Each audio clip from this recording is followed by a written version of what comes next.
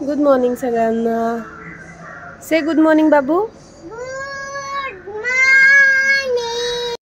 इथे सकाळी सकाळी तयारी चालू आहे आमच्या नाश्त्याची. त्यामध्ये छान बनत आहे केक, आईस्क्रीम आणि कॉफी.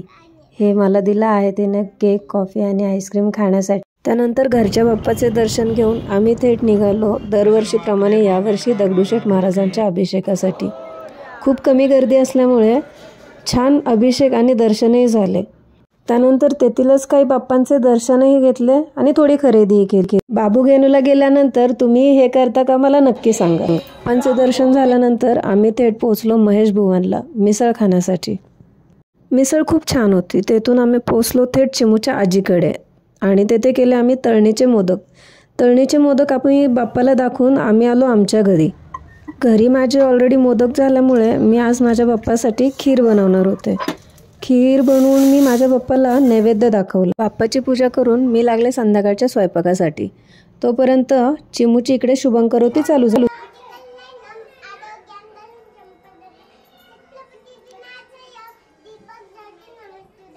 चिमूच्या शुभंकरोतीनंतर सगळ्यांना बोलून बाप्पाची छान आरती झाली.